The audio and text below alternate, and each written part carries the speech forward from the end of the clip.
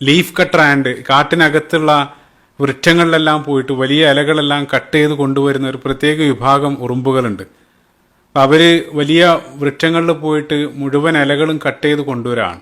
10,000-കണക്കിന് ഉറുമ്പുകൾ ഇതേ രൂപത്തിൽ ഇല കൊണ്ടുവന്ന് ആ ഭൂമിക്കടിയിലുള്ള അതിന്റെ ആ കൂട്ടിൽ, യഥാർത്ഥത്തിൽ ആ കൂട്ടിനകത്തുള്ള ഒരു പ്രത്യേകതരം ഫംഗസ്, ല്യൂക്കോ അഗാരിക്കസ് എന്നുള്ള ഒരു ഫംഗസിന് ഭക്ഷണമായിട്ട് കൊണ്ടുപോയി കൊടുക്കുകയാണ്.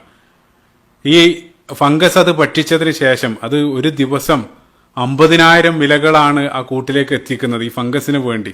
ആ ഫംഗസ് അത് ഭക്ഷിച്ചതിന് ശേഷം ഫംഗസ് ഒരു തരം ചെറിയ മഷ്റൂം, ഒരു തരം കൂണ് അത് ഉൽപ്പാദിപ്പിക്കും. ആ കൂണ് ഉറുമ്പുകളുടെ ഭക്ഷണമാണ്. ഈ ഒരു പ്രോസസ്സാണ് അതിനകത്ത് നടന്നുകൊണ്ടിരിക്കുന്നത്. ഇപ്പൊ ദിനേന 50,000 ഈ ഇലകൾ അത് താങ്ങിക്കൊണ്ടുവരാണ്, 10,000-കണക്കിന് ഉറുമ്പുകൾ. ഈ രൂപത്തിലുള്ള അത് അവർ മനുഷ്യരായിട്ട് താരതമ്യം ചെയ്ത ആ ഡോക്യുമെന്ററിയിൽ പറയുന്നുണ്ട്. അത് നമ്മൾ ഇതേ രൂപത്തിൽ നമ്മൾ പൊക്കുകയാണെങ്കിൽ ഓരോ മനുഷ്യനും 1 ടൺ, അതായത് 1000 കിലോഗ്രാം ചുമന്ന് 25 കിലോമീറ്റർ നടക്കുന്നതിന് തുല്യമായിട്ടുള്ള പ്രവൃത്തിയാണ് ഓരോ ഉറുമ്പുകൾ അവിടെ ചെയ്യുന്നത് എന്നുള്ളതാണ്. അപ്പൊ ആ രൂപത്തിലുള്ള പ്രവൃത്തികളാണ്, ആ രൂപത്തിലാണ് അവർ അധ്വാനിച്ചുകൊണ്ടിരിക്കുന്നത്.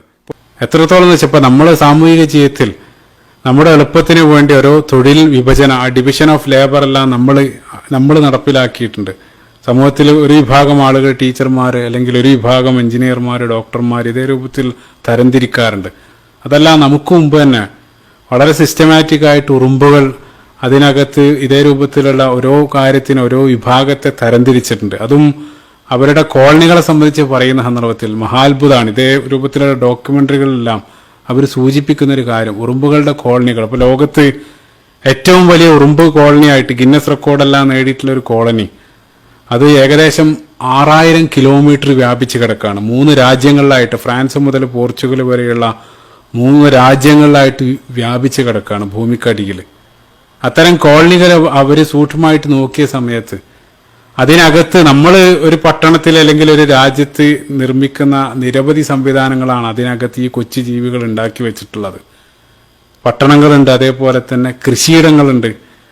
അതേ രൂപത്തിൽ കൃഷിയിടങ്ങൾ എന്ന് പറയുമ്പോൾ നമ്മളെക്കാൾ സമർത്ഥമായിട്ടാണ് ഉറുമ്പുകൾ കൃഷി ചെയ്യുന്നത്. അവര് എത്രത്തോളം എന്ന് വെച്ചാൽ നമ്മളെപ്പോലെ തന്നെ വളർത്തു മൃഗങ്ങളെപ്പോലും ഉറുമ്പുകൾക്ക് വളർത്തു മൃഗങ്ങൾ പോലും ഉണ്ട് എന്നുള്ള. അപ്പൊ നമ്മൾ പശുവിനെ വളർത്തുന്നത് പോലെ തന്നെ അഫിഡുകൾ എന്നുള്ള പേരിലുള്ള ഒരു സൂക്ഷ്മ ജീവികളെ ഉറുമ്പുകൾ വളർത്താറുണ്ട്.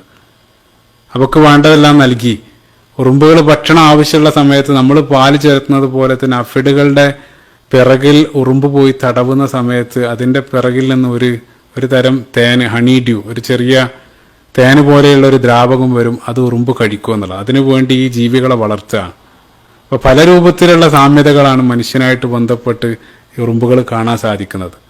ഉറുമ്പുകളായിട്ട് മനുഷ്യനുള്ള വലിയ പാഠങ്ങൾ, അതാണ് നമ്മുടെ ഫോക്കസ്, അതിലേക്ക് വരികയാണ്. അപ്പൊ അല്ലാഹു സുബ്ഹാനഹു വ തആല ഭൂമിയിൽ ഏറ്റവും ഉന്നത സൃഷ്ടികളായിട്ട് തെരഞ്ഞെടുത്ത ഖലീഫ എന്നെല്ലാം വിശേഷിപ്പിച്ചിട്ടുള്ള ഭൂമിയിലെ നായകന്മാരായിട്ടുള്ള മനുഷ്യർ, അവരെ നമ്മൾ പലപ്പോഴും നിസ്സാരരായിട്ട് കാണുന്ന ഉറുമ്പുകളിൽ നിന്നും പഠിക്കേണ്ട നിരവധി പാഠങ്ങൾ. ഒന്നാമത്തെ പാഠം ആ ഉറുമ്പുകളുടെ അധ്വാനശീലാണ്. നിരന്തരം അവര് ശ്രമിച്ചുകൊണ്ടേയിരിക്കുകയാണ്. ആ ശ്രമം അവർ ഉപേക്ഷിക്കുന്നില്ല. അപ്പൊ അവരെന്നെ പറയാറുണ്ട്, ആൻഡ്സ് നെവർ ക്വിറ്റ്, ഒരിക്കലും അത് ഉപേക്ഷിക്കുന്നില്ല. അതേപോലെ തന്നെ കഠിനാധ്വാനം ചെയ്യുന്നുണ്ടെന്ന് മാത്രമല്ല, അത് വളരെ അടുക്കും ചിട്ട ഇഹ്സാൻ, ആ ഒരു പൂർണ്ണത കൈവരിച്ചുകൊണ്ടാണ് അത് പ്രവർത്തിക്കുന്നത്.